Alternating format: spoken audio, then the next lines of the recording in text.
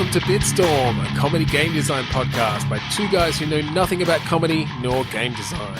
I am Ben Slinger, and with me, as always, is Trevor Scott. Hello. Oh, I thought you weren't there for a second. You're going all creepypasta on me. That was the last episode. That'd be an interesting creepypasta. It's like someone recording a podcast and weird things happening from the person on the other end. That's all I've got. Yeah. I'm not good at creepiness. No. Anyway, we're going to play Click Pitch tonight. We just recorded last week's episode. Now we're recording this week's episode. So we're already drunk. Well, I am. All right. So we're gonna play Click Pitch. Click Pitch is a game where each of us have a random word generator in front of us. On the count of 3, 2, 1, click, we're going to get a new word. We're going to join those words, mash them together, turn them into a game design. And that's it. That's the game. It's fun. It is. 3, 2, 1, click. 3, 2, 1, click. Fluid. Estate. Hmm. Fluid estate. Okay. So estate is just like property. Well, I was actually thinking it's the matriarch of this family has just passed away. Okay. And so in her estate that she's left, there's lots of barrels. Barrels? Barrels of a mysterious fluid. Okay. And this mysterious fluid is maple syrup. And you've got to move it. That's literally all your inheritance. You've inherited this maple syrup that you now have to work out how to sell it. Oh, move it like sell it, not move it like physically transport it from one place to the other. No.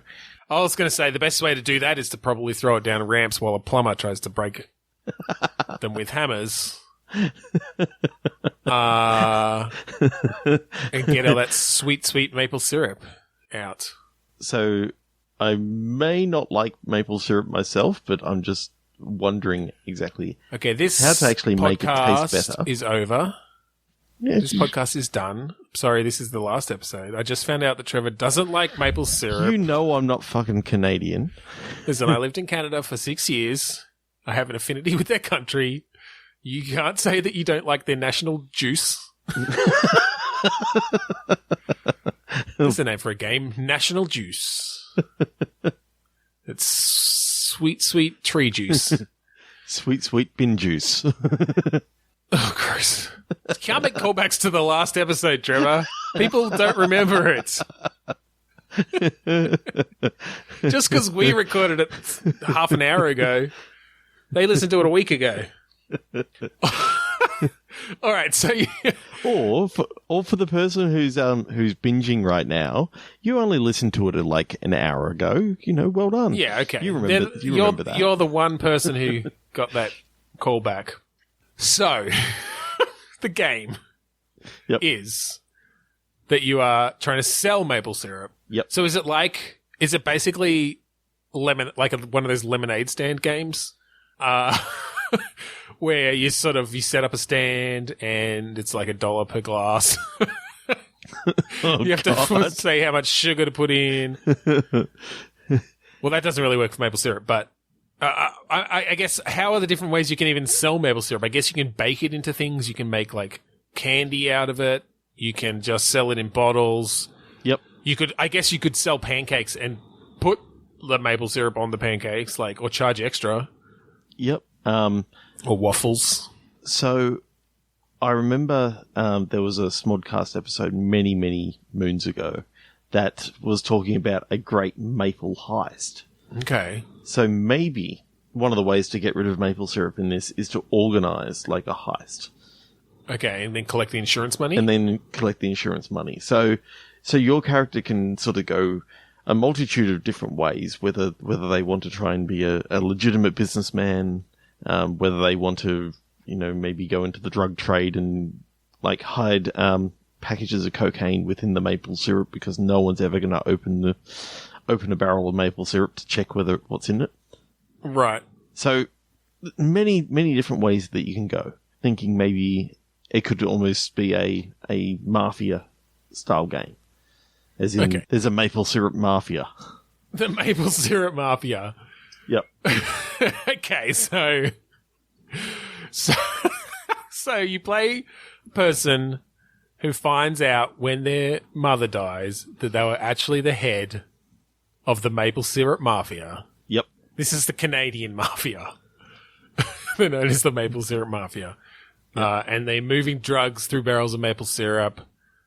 They're putting bodies, disposing of bodies in barrels of maple syrup. Basically anything they can put in a barrel of maple syrup, they're dealing with. Yeah, pretty much. Guns. Trafficking guns in maple syrup. You pull it out, it's all sticky, and it's like, I don't want to use it. I mean, it's of questionable use, but some people like their guns sticky.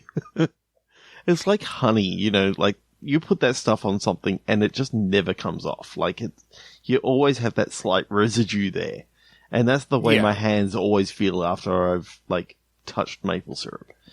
Well, don't touch it with anything but your tongue and you'll be fine. Yeah, but then the residue stays on the tongue the whole time. Tongue residue. So what I like about this game is, you know, there's this trend lately in games that a lot of people don't like, but as a game developer, it makes them a lot of money, is loot boxes. So I'm just picturing, you know, you get your screen. It's like, all right, buy some loot boxes. You get a barrel, smash it open. You don't know what's going to be inside. A body, guns, drugs.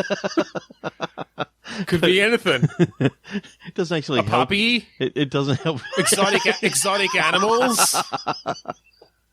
Like drowned, people smuggle all sorts of shit. They've drowned, or you know the poodle. Well, no, you only smuggle fish in them, Trevor. Only aquatic animals. We're not stupid in the Canadian mafia. We know what we're doing. Their insignia is like a maple leaf. It just looks like the Canadian flag. They're just so nationalistic. They couldn't come. It wasn't you that couldn't come up with anything better. It was them. Exactly. They're just like, but we're the maple leaf mafia or the maple syrup mafia. You know, it's just a maple leaf dripping. It's a dripping maple leaf in maple syrup. And the red is all the blood. Yeah, totally. From all the blood that they've spilled. Okay. 3, 2, 1, click. Kit. Kit? Yes. Sharing. Damn it. I was hoping that you go cat, and then it was like, oh my god, that's amazing. A Kit Kat simulator. Physically simulated Kit Kats. You have to break them perfectly. Yep, so it's a VR game where you got to try and resist the temptation to scoff all the Kit Kats yourself and actually share the Kit Kats with someone. I mean, I think, you know what? Until we have proper haptic feedback in VR, I don't want to see a Kit Kat game because I can't feel that snap. That snap. Yeah, I think there's definitely a niche for a game where you get to, with proper haptic feedback in VR, break Kit Kats in half, pop bubble wrap, peel as many plastic coverings off of new electronics as you like all those little things that just feel good and run out too quickly. Okay, so in all seriousness, let's talk about a game in which a kit is being shared. Yeah, so I was almost thinking a co-op game where you've only got one set of armor between two of you, or like one set of kit. I guess one set of something. I guess armor. Armor's fine. Let's stick with armor. So, depending on the different circumstances of the game, you have to decide, okay, well, pass me the helmet. I need the helmet. You go the other way.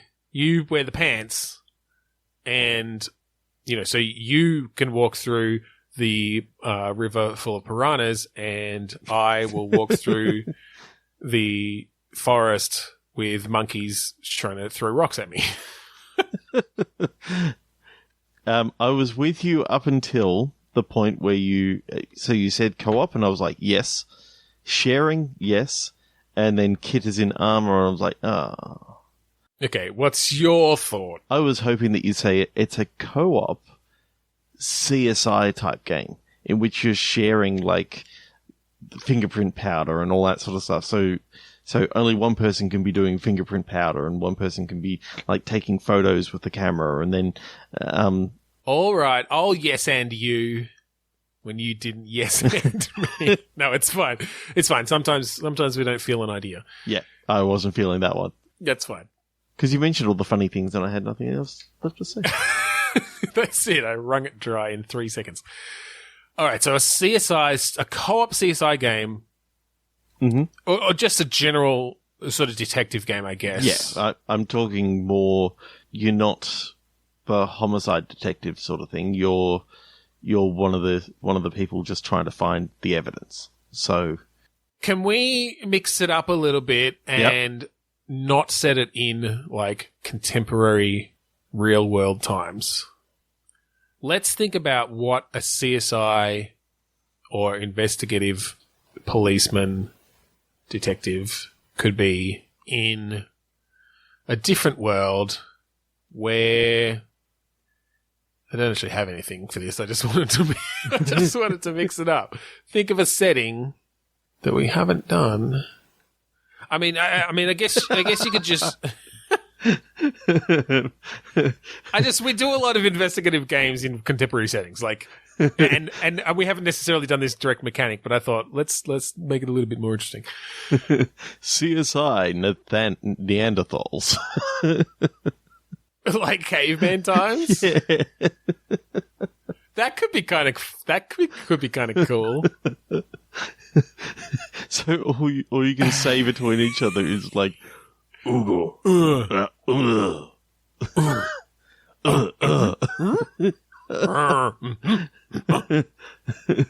We solved it. We solved the case. I guess that's really difficult because what kit do you even have? Like, what tools do cavemen have to solve crimes? Bones. Yeah, but what are they? What are they doing with them? They're just ground up to make fingerprint banging powder. Them against things. And okay, so well, I guess maybe maybe you could just do a futuristic sort of style, just so then you can come up with all sorts of cool little gadgets and tools to detect things and make it a bit more interesting. Yep. Not that contemporary CSI sort of stuff with fingerprint dust and whatever isn't interesting, but yeah, like you got fancy scanners and I don't know, maybe it's a licensed Star Trek Next Generation. I was just thinking that, except I was going sort of the older style Star Trek where they always had the tricorder. Except right. Yeah, okay. maybe it's like set quite a bit before the original series so that you don't just have like maybe there's 3 different quarters, so eventually gets combined into the tricorder, but originally it was like 3 different things. 3 different quarters, yeah. The unicorder, 3 different unicorders. Exactly. So I was like, have you got your unicorder kit? And you got to share that unicorder kit. Right, so you take the medical unicorder. Wait, but the doctors had a medical tricorder, so did they have 3 different functions to the standard tricorder? I think maybe they had 3 different diseases they could detect. Just 3 different diseases. That's it. But they had a whole kit of them, so that's it. Maybe that's the game. It's like someone comes into your fucking sick bay, and you pull out your medical tricorder and you scan them, and you go, nope, it's not diabetes or AIDS or diabetes type 2. Next, pull out your next medical tricorder. Nope, it's not alopecia, and it's not osteoporosis, and it's not gout. And it's not gout. All right, next, and that's the whole game. Yep. No, that's dumb. So okay, so it's a 3-person co-op game. You're like 3 different red shirts. I'm thinking. Having to deal with things like transporter malfunctions and fires in engineering, and you go around. You each have a unicorder that can like scan for one particular thing, and you get to sort of like fight for what you're going to be scanning at the start. Okay. So you got the fingerprint scanner. you've got the footprint scanner, and you've got like the DNA scanner, like a facial recognition. Yeah, you could have. You could have that. I don't know. So this might ruin it. I've just looked it up, and the 3 functions of a tricorder are sensor scanning, data analysis, and recording data. I don't really know that splitting that up into 3 unicorders is going to be fun. One person gets to do data analysis. No, one person's got recording data. Literally, they're just carrying around the hard drive. Like, it's like, we've scanned this data. Barry has analysed it. Now, get over here, Jonathan, and let me put it into the hard. Oh, shit, Jonathan got killed. We can't store this data. Oh, no, his unicorder's right here. Okay, just pick it up. Yeah, but I've only got one hand. I can't. It's like, it's a hard drive. Just stick it in your backpack. Okay. Like, hey, we should put all these into one device. The whole game is leading up to the invention of the tricorder, where they realize that they can have a device do more than one thing. And then Q turns up, and it turns out that it was like him showing Picard how the tricorder was created. Oh yeah, we get a little cameo by Patrick Stewart there at the end. Yep. Okay, 3, 2, 1, click. Yes, please. Well, this is generic. Process. Equipping. So, process kind of makes me think of like having to do some sort of processing on something before, like refining it in some way or joining it in some, like processing it in some way, like processed cheese. Yep. Or like blacksmithed armor. That it had to be processed before the knight could wear it. Yeah. So is this a game where like everything that you can equip needs to be crafted and processed from scratch before you can, like, you can't pick up anything that you just find or anything that's given to you. You literally have to build it from nothing. Wait, that's just Minecraft. So I'm seeing that maybe it's that you are an unusual body shape. And therefore Okay. nothing fits you off the rack. Yeah, all right. So you have to do some modifications, which is actually one of my gripes about a lot of these games. You just pick stuff up and it always fits you. It's like, sorry, but I never find stuff in my size. I like the idea of an RPG where you're the right class for it. You've got a level high enough. It's a +5 dagger of flame. Wait, it can't be a dagger. It's a +5, like, flame-resistant shirt, but, like, the neck is not big enough for your head. like, the neck size is just 3 sizes too small, so you can't wear it. You have to sell it, even though it's exactly what you need to storm that nest of fire ants. And the only Giant thing that you can actually get is like a -1 flame, flammable shirt. It's a flammable shirt. It's like, it's on fire constantly. It's a everlasting flame shirt. But that's the only thing that fits you. So that's all you can wear. Unless you do some modifications, unless you process it in some way.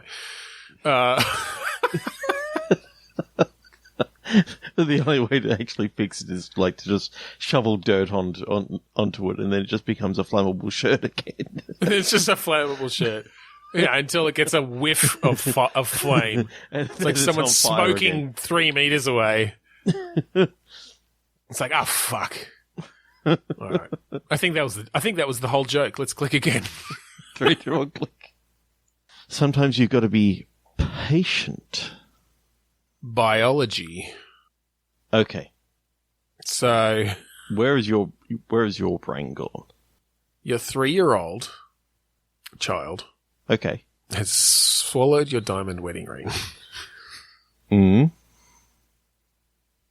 You have to be very patient if you want to get it back. Because biology takes a long time. Luckily for you, the biology of your child will not digest your diamond ring. I'm not sure where the game is unless we're literally creating a VR game where you have to dig through human feces. Let's not do that. Let's not. So I was thinking that you are a doctor. Yeah, patient in that. Is that where you're going? Like, yeah, patient, and then biology, and you mentioned it as part of the last episode that we recorded about The Last of Us, and it made me think about, one of the characters in the game. Spoiler alert, appears to be the only one who's actually immune to this disease. Mm-hmm. So I'm thinking that maybe it's a patient transport sort of game in which you've got to get this one rather sick patient across the city. Right. So are they conscious? Or is it like a Crazy Taxi ambulance driving game? Well, I'm thinking it starts off as, you're a doctor in the back of the ambulance with the patient, but there's like a massive traffic jam, and you have to get it out. So it turns out that, a lot of the game is you trying to just push the patient on one of those really dodgy wheelie beds. Hospital trolleys. Yeah. Yep. Hospital beds. I'm thinking you can have multiple different ways of getting your patient across the city. One of them is going down like massive subway steps and just. I feel like we could use the same engine that we create for Bellboy Blast here. Pushing the trolleys, you got the same movement controls. That's 3 weeks ago. You expect someone to remember that? Well, it was a good one. It wasn't just a single joke; it was the whole game. Yeah, I don't think our listeners are goldfish. Okay, so are people trying to stop you from getting this person there, or it's more of a Mr. Magoo situation where just like the stupid shit keeps on happening? Yeah, the city just seems to be against you. I kind of like the idea of there's no conspiracy, there's no nothing like that. It's like crowds and mishaps getting it onto a train and the streets blocked. So I'm seeing with the train, you can have the old joke of the doors closing on the trolley bed, and you got to try and work out how to actually move it up so that it'll actually fit onto the train. So maybe instead of a person who's the only person who's immune to a disease, like maybe it's a transplant sort of situation, so that there's more of a time limit. Like you've got a time limit. So maybe it is a bit more of an arcadey sort of game where every level you've got a patient and you've just found out that there's like a kidney waiting for them at such and such hospital. But you've already put them under anesthesia. So you got to transport them, and you don't have any ambulances. Or maybe you start off in an ambulance, but like inevitably you hit something because of all the things that keep happening, and then you have to go on with the trolley, and eventually the trolley breaks down, and then you just have to like carry them or drag them, or find things in the environment, like put them on a skateboard somehow. Oh, that could be kind of cool. It's like Weekend at Bernie's sort of skateboarding. Yeah, you're kind of holding them up. Yeah. Well, and it could even be that, like, depending on where you are in the city and at what point, your ambulance breaks or your trolley breaks, like, it's going to be a lot easier to get a person onto a train if they're not on a trolley. Yeah. But if you're gonna need to wheel them to lots of places at the other end, then that's going to be a problem. So then when you get to the other end, you need to find something with wheels, or you try to get the trolley on the train. Yep. So sort of, it's just there's some strategy around when you ditch any particular mode of transport. Sounds good. I like the idea of the transplant. I'm just wondering if there can be some opposite missions in which you've got a patient who can't be moved, so you've got to get across the city to get the patient who is, or the cadaver, and then get the cadaver or something back across the city so that... Well, or can you just, like, take the organ out of them and then you have to get the organ to them in time? Yeah, but that diminishes the time. Like, if you manage to... If you're able to somehow, choose a route through the city that could actually, have this person hooked up to an iron lung. Well, an iron lung? What fucking century are we in? I mean, no, I like that idea though. That could even be the whole game. Like, you start off in the ambulance. At some point, you have to ditch the ambulance. Then you've got the trolley. At some point, you have to ditch the trolley, and then you're carrying the person around. At some point, you have to ditch the person, pull the organ out of them, but then because up to that point, the body is on some sort of life support, and like it's not going to last long, but it's going to last longer than the organ literally outside of the body. So yeah, it's kind of this race to get it there, strategically deciding when to ditch each mode of transport, including the body itself, to get your organ into the person. So I'm now seeing that, you know, you're running past like a shop that's selling ice. So you find the shop that's selling an esky.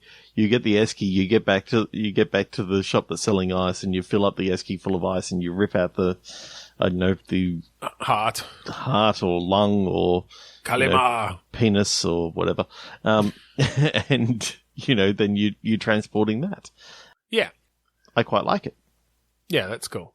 And then when you get to the end, you just like dunk it into the body, and like streamers go off and stuff. It's full on. There's literally they always set up like a basketball backboard just above the set it up over in the operating room over the body, just aim perfectly.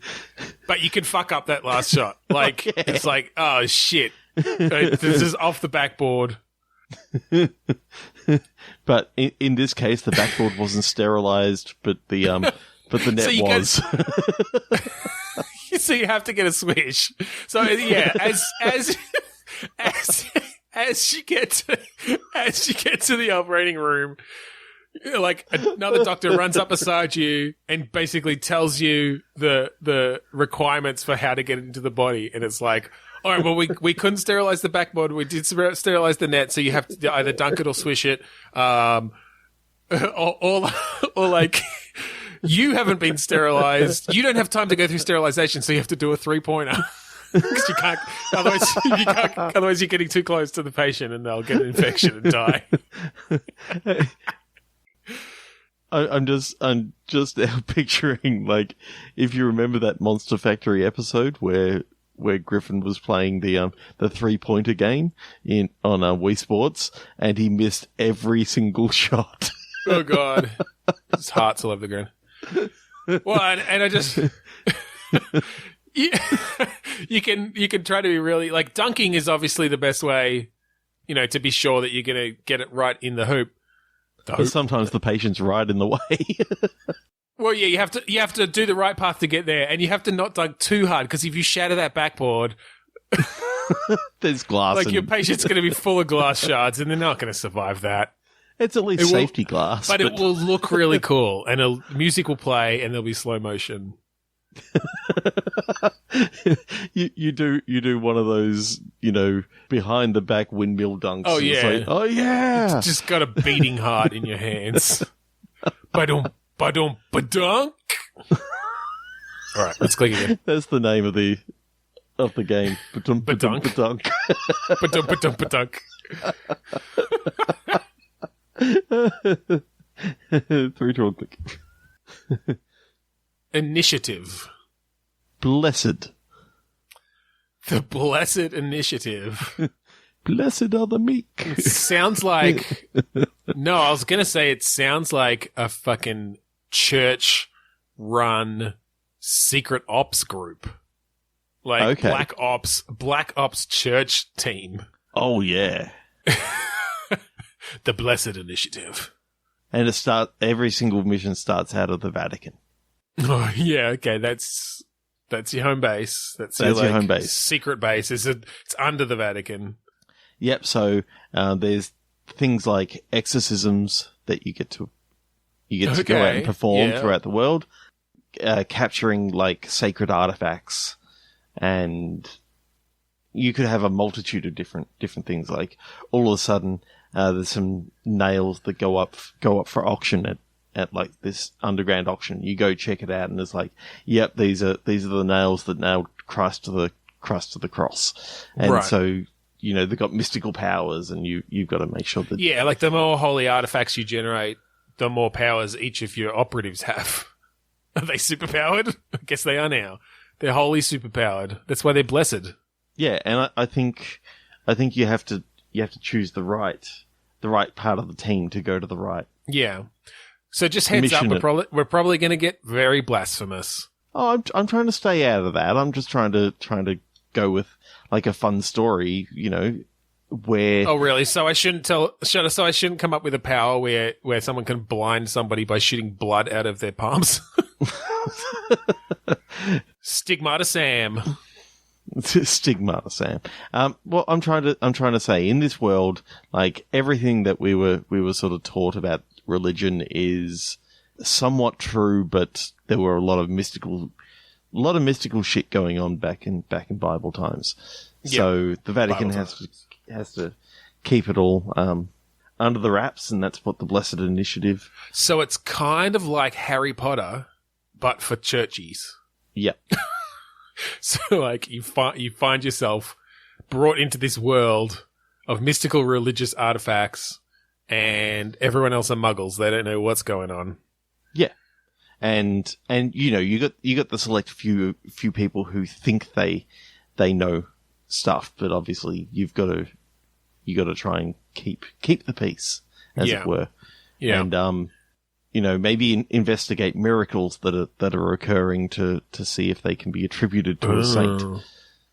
So you get there, you get to the Vatican, and you're brought into this group, this team, and they introduce you, and you get up to like the big kind of desk where all the planning happens. And there's a person at the end. They've got long hair, and they turn around. They've got an eye patch, and it's Jesus. And he is like this grizzled old Jesus, and he's like running the whole thing. I kind of like the idea of him being like a Nick Fury type. Yeah, well, character.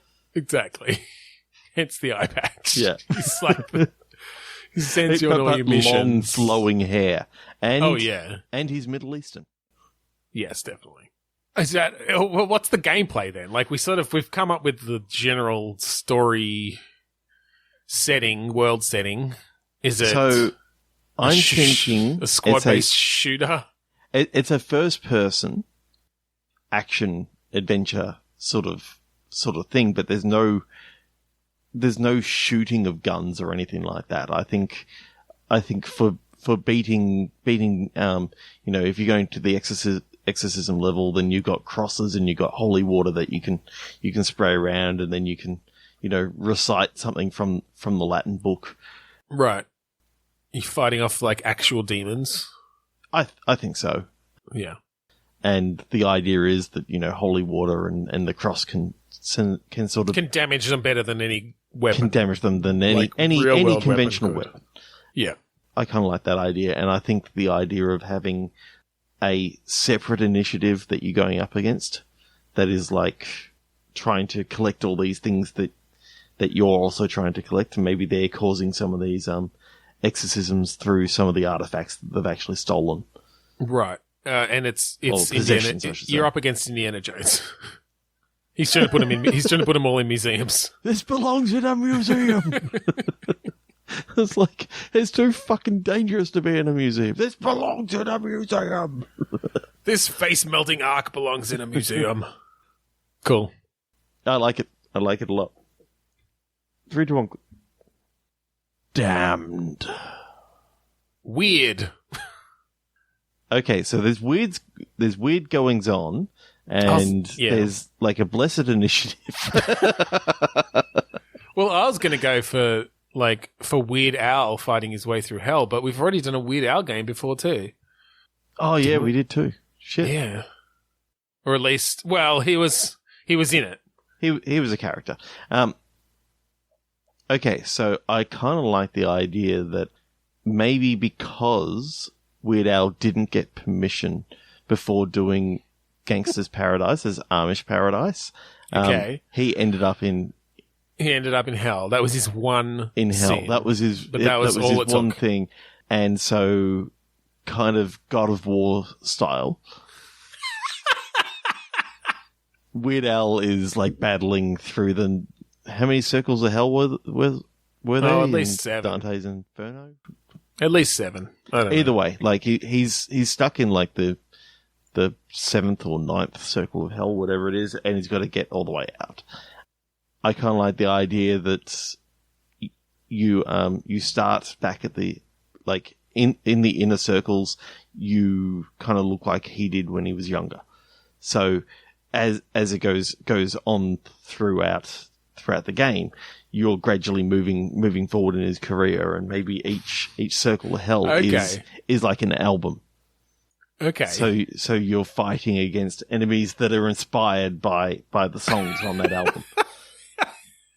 We're going to have to get permission from a lot of people just to make this game, because then now we're creating likenesses of Weird Al being Michael Jackson and Madonna and Kurt Cobain and whatever. Yeah. So in the Like a Surgeon level, I'm seeing it as you're going through this level with like a scalpel and all that sort of stuff, and you're basically trying to take out all the patients. In the fat level, you're just eating lots and lots of food. Right. So it's sort of, you're going through all the different songs, but the final level I think has to be Amish Paradise, because that's the one that got you in trouble in the first place. Yeah. And so you fighting Coolio? Yeah, I think so. I think you got to, and maybe it's not quite the final level. Like, it turns out that this was just one or part 1, and then the next part is like the next half of his career. So Act 1 is just ending up fighting Coolio, beating Coolio. Are you just saying that because that's about where in his career that song fell? Yeah, it's about halfway. Right. Then he has to fight his way through heaven for the latter half of his career and kill God. This is the game where Weird Al Yankovic kills God. I mean, who doesn't want it? We've all been waiting for it. It's been a long time coming. So I kind of really like the idea of the God of War mechanics that you don't necessarily have to have like the massive chainsaws that No, you don't want Weird Al. I think he has to have an accordion. I was thinking to say accordion. Yes, it's like his main weapon. You can upgrade it. So accordion. All these like musical attacks. You can throw Harvey the hamster at people, and he like mauls people to death. Right. It's his like special grenade attack or whatever. You are much more familiar with Weird Al Weird Al lore than I am. Yeah. Yes. But no, I really like this idea. I can picture all these different levels. I do like the idea of a wacky God of War style game based on Weird Al. That's pretty awesome. Yeah. All right, let's click again though, because I don't know how far. 3 to 1 click. Yes. Bear. Pool. Now, this could be obvious if it was a particular type, like a particular spelling of the word bear, but it's not that spelling. It's BEAR. So it's not a skinny dipping game. It's a billiards game where everybody is a bear. I was actually just thinking it's a game where it's at a swimming pool and some dastardly person dumps a bear in the pool and everyone's got to try and escape. It's a game where you're swimming away from a bear. Yeah. It's kind of like if someone dropped a shark in a pool. It's like, no, in this case, they dropped a bear in a pool and you got to get away. I mean, yeah, that'd still be pretty dangerous. And also, if the bear gets out of the pool, it's going to like a shark can't get out of the pool. And you know what the hard level is? A fucking polar bear. Because those motherfuckers can swim. Yeah, so it's Olympic-sized swimming pool, just to make it so that you've got some room to go. And it's a multiplayer game. Bears. It's a multiplayer game. You just have to swim faster than the other people, not the bear. Yeah, so you've got to sort of, it's kind of like reverse PUBG in that you've got a small circle that you got to start in, Okay. And then everyone's got to work out how to actually get out of the pool in the best way. So they drop the bear in at like the furthest point away from you, and now you've got to just work out how to get out of this pool. So is there a slow swimmer that you can like cripple? And right, so you have to. So each person has sort of stats for like swimming speed and skill. Yep. Weight, buoyancy. And each character how is like tasty randomized. They are. Do they have honey smeared all over their body? Yeah, it's that sort of party, you know. It could be randomly. We procedurally generate the sweet substance that's smeared on your body. Could be maple syrup. I was waiting for you to go there. Okay, and so based on the people around you, you have to strategize. It's like, all right, well, the bear's over there. I'm not going to get away from the bear, but I might be able to, like get away from this person. Yeah, cripple that person and then the bear's going to slow down, eat them.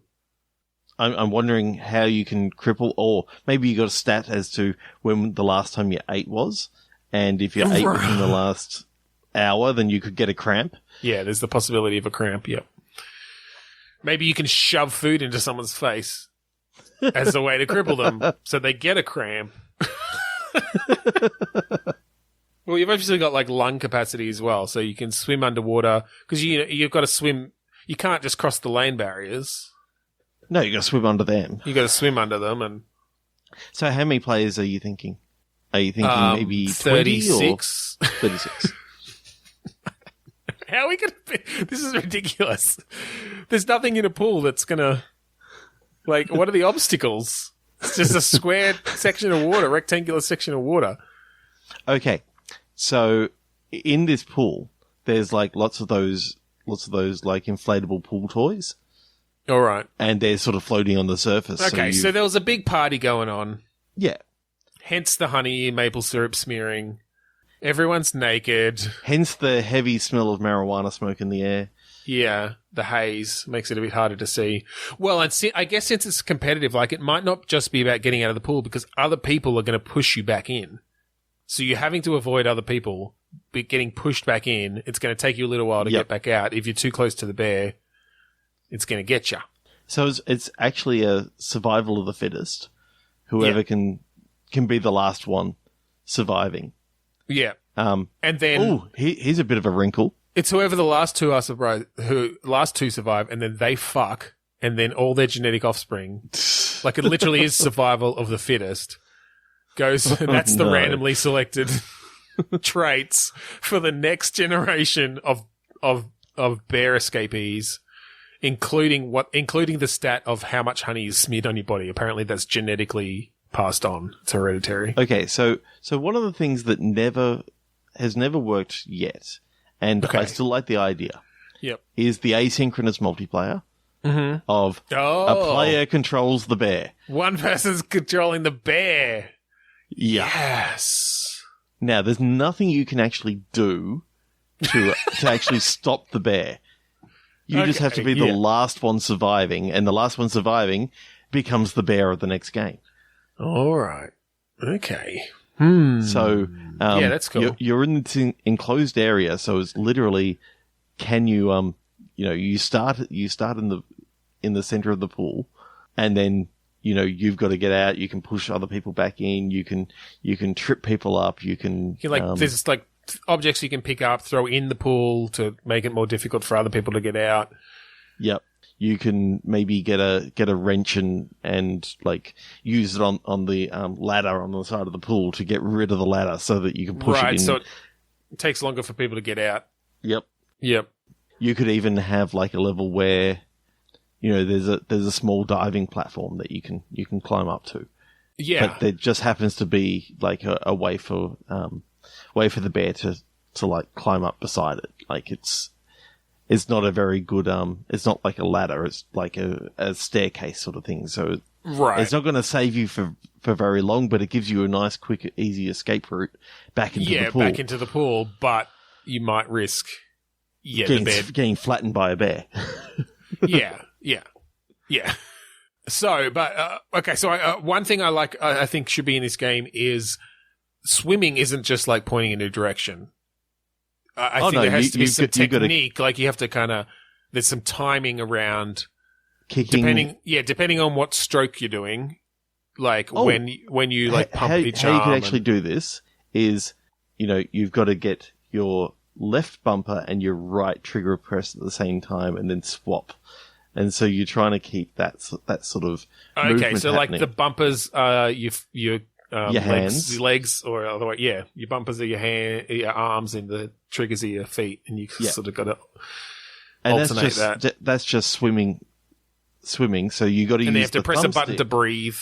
You got to use the thumbstick to determine which way you're going to face. Yeah.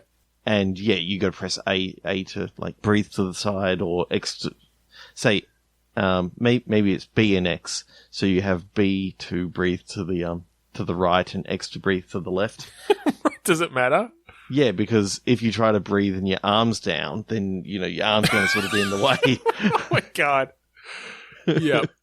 And depending on the stroke, like that works for freestyle. You have to like alternate bumpers, but if you're doing like butterfly, then you have to be pressing them at the same time, like each arm. If you're doing butterfly, then somehow you got to create like the dolphin like movement, which is really exactly. really hard. It's using the right thumbstick to do that. You have to waggle it in the right way. Yeah, okay. I like it. Yeah, that's fun. Okay, let's click one more time. 3, 2, 1, click. Dry. Material. Okay. Some sort of rain mechanic could be interesting, or like water mechanic where you have to stay dry for some reason. Or, so the material comes from you're wearing some sort of special suit that has different properties when it's dry versus when it's wet. And so you have to manage, you get challenges when it's raining outside because your suit does something you don't want it to. VR game. Okay. Hand controls an umbrella. Okay. And you're trying to keep your suit dry. Yeah. And obviously, because it's can be suede. raining and suede. That'll do. And you haven't waterproofed it. Yeah. So the idea of the game is to sort of tell which way the wind's blowing from. Right. So you got to like use the angle of the rain, make sure to make sure that the umbrella's pointed in the right direction. Yep. Umbrella's pointed in the right direction. I actually had to do that on the way home today, and I nearly turned my umbrella inside out when all of a sudden the wind changed direction. That could be an interesting mechanic. It's obviously not the only thing that happens in this game. There needs to be some consequence, I guess, to you getting wet. So it's not actually your jacket. It's a jacket that you've borrowed, and you regret having borrowed it because it's now raining. We're cutting out that last one.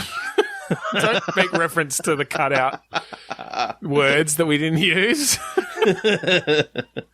Well, maybe it's not. Maybe it's not the whole suede jacket. Maybe there's another reason you can't get wet, and so the consequence comes around that. Maybe you're a witch.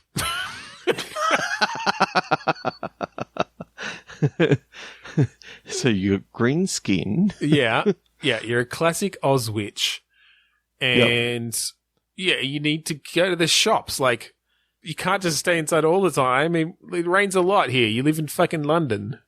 Okay, so I'm seeing this as this is actually a mobile game, not VR anymore. Okay. So it's kind of like the game Steppy Pants. Yeah. In that, there's it's like kind of one puddles touch and stuff control. on the ground that one touch, and you're stepping to sort of move forward, and maybe there's a mechanic about like making sure that it's a timing thing of where your umbrella's sort of wanting to be pointed as you take your step forward. Because maybe you, in one case, you've got like rain coming in on a 45-degree angle, so you got to make sure that you're actually, covering yourself up with that. Well, maybe but you've also got to watch out for like cars driving past that can spray. Well, maybe water there up can on be a you mechanic where your umbrella is actually built into your broomstick. Mm-hmm. So, depending on which way the rain's coming from, or whether it's raining or not, perhaps, you can either use your broomstick as an umbrella, or you can ride on it, which makes you go faster and you're more maneuverable. Mm-hmm. So you're kind of having to choose at any one point. It's like, oh shit, it's going to start raining again. I need to slow down, but there's a car coming. Like, so it's all about the timing of when to switch between flying your broom and using it as an umbrella. Oh, yeah. I like that mechanic. Yeah. Obviously, there's only a certain amount of time that you can fly on the broom, and you can't fly above clouds and get above the water. And no, I'm thinking it's not even, it's barely even getting above the ground. You just use it for the speed of it. Like, it's just faster than walking. But if it's raining, obviously you can't use it. And, if it's raining, you can't use it at all. So it then becomes one of those quick fire games of, oh, look, you got 50 meters down the road before you got rained on. Before you got rained on and melted into a puddle. And what it actually does is creates another obstacle for you, because it's now a wet puddle that you have right. to... Oh, that's a good point too. So to get over puddles, you have to be on your broomstick. Or you can jump with you can the ride. jump, okay. Yeah. But it's easier. I like the idea of having like big sort of puddles on the ground that cars can drive past and spray it up on you, because this Oz Witch happens to be in the real world. Yeah, I think so. She's just walking down the street. She's just going to Whole Foods. Yep. I don't know why I chose Whole Foods. We don't have Whole Foods in Australia. Why would a witch? Do you think witches eat organic? I don't know. Oh, all right. Well, I think we're gonna finish up on that witchy rain game called Witchy Rain in the style of my mobile games. Thank you for joining us today on Bitstorm. If you'd like to find us on our social media, you can go to Twitter, Facebook, or Instagram, Bitstormcast on all of those networks. We also have a Facebook group, facebook.com/group/Bitstorm, where we put up a listener click pitch every week so you can share your game ideas from our random prompt. We are also on Podchaser. Go there and search Bitstorm. Leave us a rating. Leave us a review. You can save us. Soon you'll be able to add to lists. Soon you'll be able to do lots more shit. It's awesome. Pretty neat. We're on iTunes. You can rate, review, and subscribe to us there. We'd really like you to especially rate us there, because we don't currently have a star rating on our podcast, so that'd be really good. We also have a website, bitstormcast.com. We'd like to plug the awesome podcasts out there on AGPN, the Australasian Gaming Podcast Network. We're part of the 2 Pods a Day campaign, where for every day in October, they are going to promote 2 different podcasts for you to go check out. We were featured on day 8, which was really, really good. Had some great reviews there. We'd like to thank Kurudas for the song Mount Defiance off of the album Containment Failure. Thank you all for joining us on Bitstorm. I'm Trevor Scott. I'm Ben Slinger. The end.